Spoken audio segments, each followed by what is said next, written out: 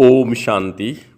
आज 28 मार्च 2026 के शनिवार के प्रातः मीठी मीठी मधुवन मुरली के बाप दादा के मधुर ईश्वरीय महावाक्य सुनते हैं।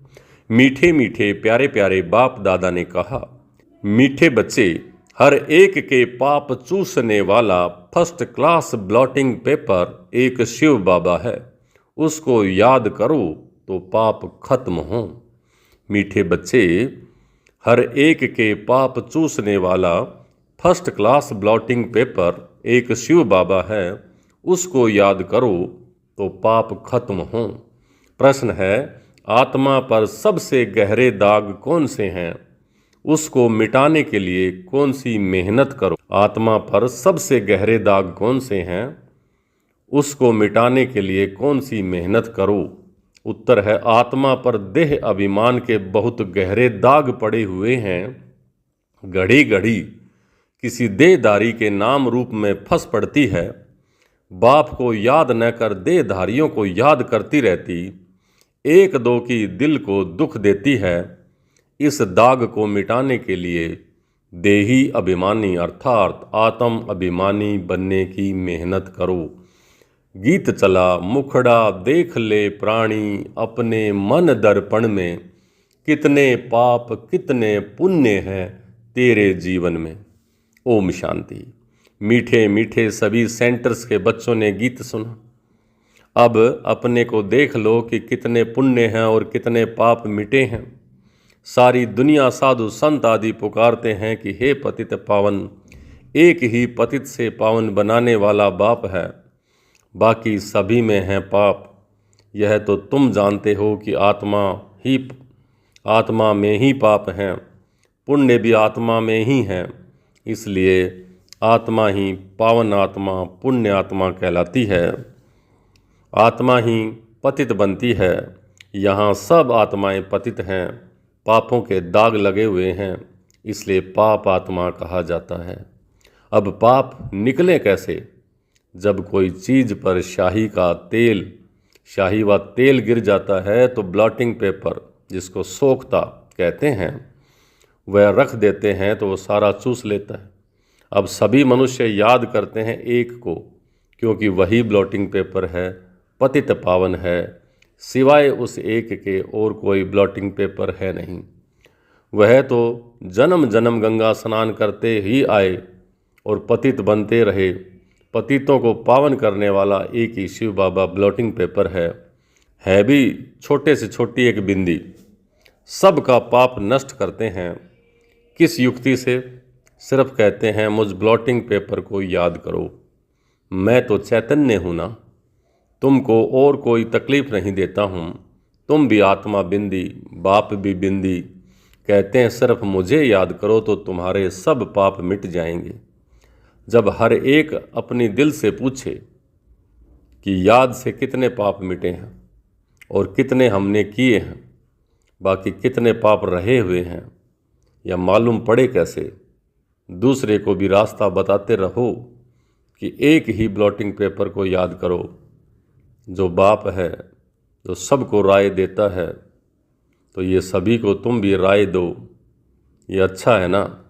यह भी वंडर है।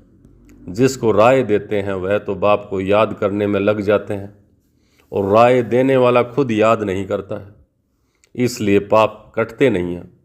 पतित पावन तो एक को ही कहा जाता है। अनेक पाप लगे हुए हैं। काम का पाप, देह अभिमान तो पहले नंबर का पाप है, जो सबसे खराब है। अब बाप कहते हैं आत्म अभिमानी, देही अभिमानी बनो। जितना मामेकम याद करोगे तो तुम्हारे में खाद जो पड़ी है वो भस्म होगी। याद करना है, औरों को भी यह रास्ता बताना है। जितना औरों को समझाएंगे तो तुम्हारा भी भला होगा। इस धंधे में ही लग जाओ। औरों को भी यह समझाना है कि बाप को याद करो तो पुण्य आत्मा बन जाएंगे। तुम्हारा काम है दूसरों को भी यह बताना कि पतित पावन एक है। भले तुम ज्ञान नदियाँ अनेक हो, लेकिन तुम सबको कहते हो कि एक को याद करो, वह एक ही पतित पावन है। उनकी बहुत महिमा है। ज्ञान का सागर भी वह है उस एक बाप को याद करना, देही अभिमानी होकर रहना, वह एक ही बात है जो डिफ़िकल्ट है। बाप सिर्फ तुम्हारे लिए नहीं कहते, बल्कि बाबा के ध्यान में तो सभी सेंटर्स के बच्चे हैं। बाप तो सब बच्चों को देखते हैं ना, कहाँ अच्छे सर्विसेबल बच्चे रहते हैं। शिव बाबा की फुलवाड़ी है ना, जो अच्छी फुलवाड़ी होगी उनको ही बाबा याद करेंगे। साहूकार आदमी को 4-5 बच्चे होंगे तो जो बड़ा बच्चा होगा उनको याद करेंगे। फूलों की वैरायटी होती है ना, तो बाबा भी अपने बड़े बगीचे को याद करते हैं। कोई को भी यह रास्ता बताना सहज है। शिव बाबा को याद करो, वही पतित पावन है। खुद कहते हैं, मुझे याद करने से तुम्हारे पाप भस्म होंगे। कितना फर्स्ट क्लास ब्लॉटिंग पेपर है सारी दुनिया के लिए। सभी उनको याद करते हैं। कोई को भी यह रास्ता बताना सहज है कि शिव बाबा को याद करो। बाप ने युक्ति बताई है कि मुझे याद करने से तुम्हारे ऊपर जो देह अभिमान का दाग है वह मिट जाएंगे। मेहनत है देही अभिमानी बनने की। बाबा को कोई सब बातें सच नहीं बताते हैं। कोई चार्ट लिख भेजते हैं और फिर थक जाते हैं। बड़ी मंजिल है, माया नशा एकदम तोड़ डालती है तो फिर लिखना भी छोड़ देते हैं। आधा कल्प का जो देह अभिमान है वह छूटता नहीं है। बाप कहते हैं सिर्फ यही धंधा करते रहो, बाप को याद करो और दूसरों को कराओ। बस सबसे ऊंच धंधा है यह। जो खुद याद नहीं करते तो वह ये धंधा करेंगे ही नहीं। बाप की याद यह है योग अग्नि, जिससे पाप भस्म होंगे। इसलिए पूछा जाता है कहाँ तक पाप भस्म हुए हैं। जितना बाप को याद करेंगे उतना खुशी का पारा चढ़ा रहेगा। हर एक की दिल को जान सकते हो, दूसरे को भी उनकी सर्विस से जान सकते हैं, दूसरों को रास्ता बताते हैं। बाबा को याद करो, वह पतित पावन है। यहाँ यह तो है पतित तमो प्रधान दुनिया। सभी आत्माएं और शरीर तमो प्रधान हैं। अभी वापिस जाना है।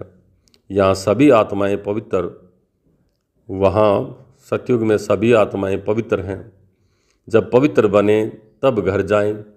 दूसरों को भी यही रास्ता दिखाना चाहिए। बाप युक्ति तो बहुत सहज बताते हैं। शिव बाबा को याद करो, वही ब्लॉटिंग पेपर है। ब्लॉटिंग पेपर रखो तो सब पाप चूस लेंगे, तुम्हारे विक्रम विनाश होंगे। मूल बात यही है, पावन बनना। मनुष्य पतित बने हैं तब तो बुलाते हैं, हे पतित पावन आओ, आकर के सभी को पावन बनाए साथ ले जाओ। लिखा हुआ भी है, सब आत्माओं का पावन बनाए ले जाते हैं। फिर कोई भी पतित आत्मा रहती नहीं है। यह भी समझाया है कि पहले पहले स्वर्गवासी ही आएंगे। बाप जो दवाई देते हैं यह सब के लिए है। जो भी मिले उसको यही दवाई देनी है। तुम फादर के पास जाना चाहते हो, परंतु आत्मा पतित है इसलिए जा नहीं सकती है। पावन बनो तब जा सके। आत्माएं, हे आत्माएं, मुझे याद करो तो मैं तुम्हें ले जाऊंगा, फिर वहाँ से तुमको सुख में भेज दूंगा, तो सुख में ले जाऊंगा।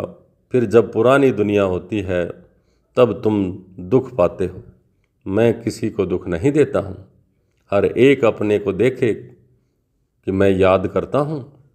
जितना याद करेंगे उतना खुशी का पारा चढ़ेगा। कितनी सहज दवाई है, और कोई साधु संत आदि इस दवाई को नहीं जानते हैं। कहाँ भी लिखा हुआ नहीं है, यह बिल्कुल नई बात है।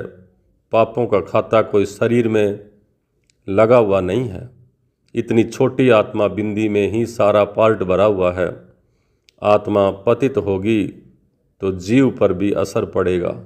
आत्मा पावन बन जाती है, फिर शरीर भी पवित्र है। दुखी सुखी आत्मा ही बनती है। शरीर को चोट लगने से आत्मा को दुख फील होता है।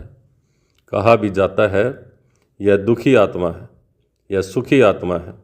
इतनी छोटी सी आत्मा कितना पार्ट बजाती है। वंडर है ना। बाप है ही सुख देने वाला, इसलिए उनको याद करते हैं।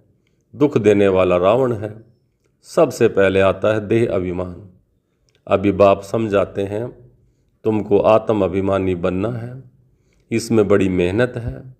बाबा जानते हैं सच्चे दिल से जिस युक्ति से याद करना चाहिए कोई मुश्किल ही याद करते हैं, यहाँ रहते भी बहुत भूल जाते हैं। अगर देही अभिमानी होंगे तो कोई पाप नहीं करेंगे। बाप का फरमान है, hear no evil, see no evil, talk no evil and think no evil. ये मनुष्य ने बंदर के लिए समझ लिया है, ये बंदर के लिए नहीं है, यह तो मनुष्यों के लिए है।